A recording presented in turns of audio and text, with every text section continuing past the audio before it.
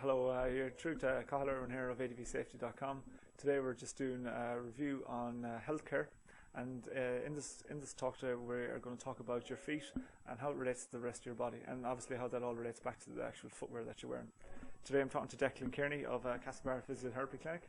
So Declan's going to take us through some of the important features of your feet and I suppose general foot care and muscle care. Thank you, Cathal. When people look at the feet, they kind of take them for granted. They're at the bottom of your body, you don't really do anything with them.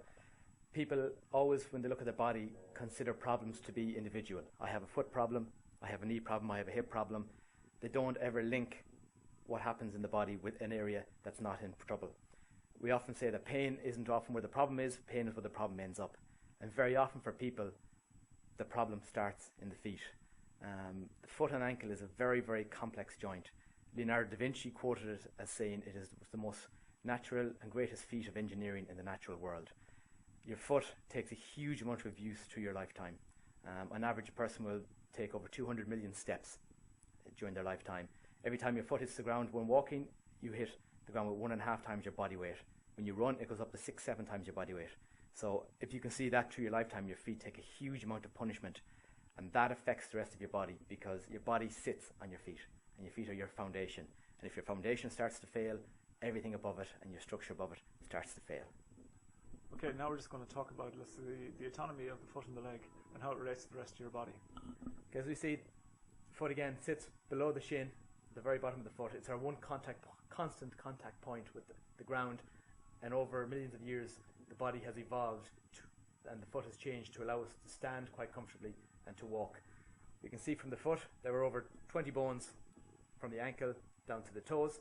We have the big ankle joint which allows the whole foot to move, but then within the foot we have multiple joints across the middle and the front of the foot that allow the foot to move. The most important function of the foot is shock absorbency. We have two big arches in the foot that are there to take force out of the knee, out of the hip. We have a transverse arch which runs across under the tops of what we call the metatarsals, the footballer's injury. That is designed again as a shock absorber. And then we have the very big longitudinal arch that runs down the length of the inside of your foot. Famous for people have fallen arches, high arches. This is the main arch we talk about when people talk about arch problems. And does that give us our shock absorbency? That gives us our shock absorbency. As you walk, when your foot hits the ground, that arch spreads out. That your arch drops, and that is like a spring. It's unloading and it's taking the force. As I said, when you walk, you can have up to 1.5 times your body weight. So your body doesn't want that force traveling up through the shin to your knee, to your hip, to your back. So its way of dealing with it is using the foot to absorb the shock, so the knee doesn't have to deal with it or any other structure further on up. As the arches get into trouble, we get problems because the foot then loses its ability to absorb the shock. So the knee and the hip and the back have to take more force than they would normally like. Very good. How does that, Declan, relate to the actual footwear that you're wearing? Do you need a high arch support in footwear, or is a flatter arch support better? It depends on everybody's foot is slightly different, and it would depend on what your foot is and what the size of your arch. Some people are born with very high arches, and some people have very, very low arches. Once your arch is comfortably supported is what we need. You don't want to try to force your arch up too high because that foot won't work properly, or you don't want to have completely no support if you need it. Everybody is different, so every arch needs to be examined different. Okay. What you need really is a shoe that's comfortable, that allows your foot to actually move so your arch can do its job, but at the same time it has to give that little bit of support to allow the foot a bit of stability. Okay. If you're too tight and the shoe is too much supported and doesn't allow the foot to move, then these joints can't do their job.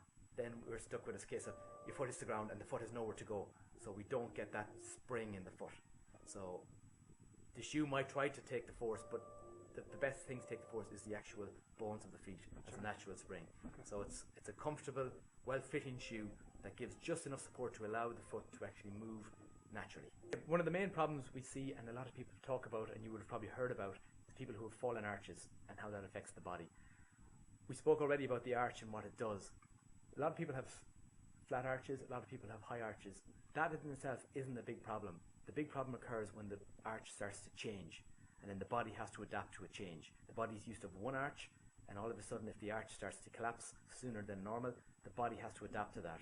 Oh, sorry, Declan. What would cause that arch to change? It can be from incorrect footwear that doesn't allow the muscles to work properly, and so they've weakened, so they don't support the arch, and the arch is left on its own. Okay. It can be due to injury, 1 or 2 ankle twists or chronic injuries that the person doesn't look after, and then they become a chronic problem, and the body has to adapt to them injuries, which means it leaves the arch vulnerable. As you get older, the wear and tear on your foot can cause that to happen as well. So there are a number of different reasons that can cause arches to start collapsing. Okay. Some people are just born with weaker tissue in the area, and they never do anything to strengthen it, so over time the arch starts to drop and loosen. Okay. When the arch starts to drop, so when you put your foot on the ground, we normally used to get our normal spring from the foot, which is what we want to happen. When the arches weaken or they start to drop, instead of just springing, the inside of the foot falls in. As that falls in, it causes the ankle and the shin bone to follow it. So the shin bone, your lower bone in your leg, has to rotate inwards to follow this new movement. That rotation starts to cause a shearing rotation at the knee. That in itself can cause knee pain. But what often happens is the body will try to compensate for this new movement by allowing the hip to rotate a little bit more to take the pressure off the knee. So as you walk, your whole of your leg starts to slightly twist inwards, following this arch that's now falling a couple of centimeters more than normal. But unfortunately, your body then has to deal with the hip, and that extra rotational movement at the hip has to be compensated for. The body will automatically try to start tightening muscles around the hip to accommodate this, or in some cases loosen a few muscles and weaken them to allow this rotation. That in itself can cause hip problems. So we've protected the knee, but now we're giving ourselves hip problems. The body will again look to compensate for the hip, so it will start to move the pelvis a little bit more to allow to give the hip some respite. That leads to the spine having to slightly move in a way it doesn't want to move to allow the pelvis, to allow the hip, to allow the knee, to allow the fallen arch. The muscles have to adapt to that, so the body bit by bit is compensating, tightening some of the muscles in the back, loosening muscles in the hip. This leads to imbalances across the pelvis and across the back, which is the most important area because it's where the forces from the leg are transferred to the spine. Over time, this can start to cause ache because you're using your back as you normally would, but your body is more interested in minding this new twist and movement that's coming from the foot. So your back gets caught between doing what it wants to do and having to protect your foot. It can lead to back pain. And slowly that can start moving up the body, vertebrae by vertebrae. The body is slowly having to adjust to a problem in the hip, which has come because the hip is trying to save the knee, which has come because the arch is starting to fall. So over time, a small little drip, a small little extra movement in the foot from an arch problem can go and lead to back pain and back trouble all the way up. And does orthotics fix this then? Orthotics can fix it. If the arch is collapsing, then what you need to do is stop that movement. So customized orthotics, where they measure your feet and check the height of your arch and check how your foot is moving, they put in an artificial lump, an artificial arch, that while it won't really help that much with shock absorbency, it will help with that movement. Okay. So it stops the collapsing of the arch, which automatically stops all the rotations in the body. But on top of that, if you just put in an orthotic, that's one thing. You also have to look at what, in the muscles, what has changed all the way up. Okay, very good. Because the body is very good at building in compensations. It's not very good at taking them out when it doesn't need them. So you often fix the problem, but get left with some of the compensations. So an orthotic on its own, while it will help, you need to look at rebalancing the muscles and making sure that you've strength in the right place and your weakness is eliminated. Yeah, that's interesting because I wear orthotics myself, and today I put on a different pair of shoes and put the orthotics in, and I have a pain in my ankles. Yeah, because your body's used to one movement, you change it, it has to adapt to a different movement. It's not used to it. Yeah. So it's trying now with you, for example, fighting to try to work out what muscles do I have to contract to do this, and some muscles just aren't able to do it because they haven't had to do it for so long that they become weak, and the body will be struggling to work it out, and often they leave you with pain. Yeah, gas. Yeah, it can happen very, very quick, or the change can be very, very slow. Okay. You may have no issue or believe you've no issue with your feet, you just might be presenting with back pain or hip pain. And eventually a good therapist will look further away than just the pain, and they will eventually go back down and find a problem with the feet. Declan's just going to talk us through the muscles in our feet and how they relate to the rest of the body now. Thanks, Carl. Now, we've already spoken about the bones and how the joints are together and the importance of the arches. All of this structure is supported by the muscles. They are what drive your foot. They're what control the foot. They're also what stabilize your foot while you're moving.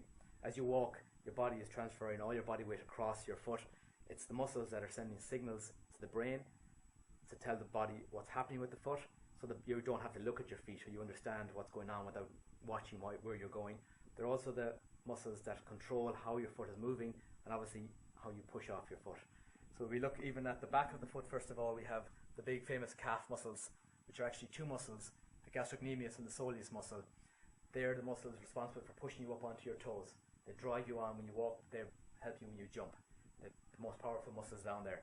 But even below these, we have a lot of muscles for your toes. A lot of the muscles that control your toes, moving, curling your toes, extending your toes, all come from your shin.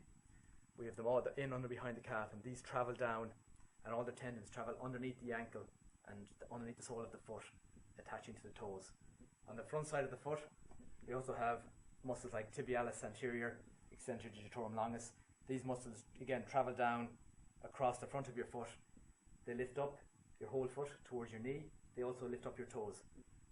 Inside and outside, we have muscles as well. The most important ones are on the outside. They're called the peroneals. There's 3 of them, and they are the muscles that control how your foot moves side to side. These are the guys that are designed to stop you twisting your ankle. They're not very good at their job because they're so far away from the brain. They react quite slowly, but they are designed to stop you from rolling out in your ankle, which is probably the most common ankle injury, foot injury you will see, is that twisted ankle. And they are the ones that get damaged the most. And when they get damaged, they lead to further problems, because when you damage these, you damage the sensors and you damage the information going to the brain. Okay. So when the brain isn't getting the incorrect information, it's not exactly sure where your foot is. This is why you see people who twist their ankles and don't get them rehabbed.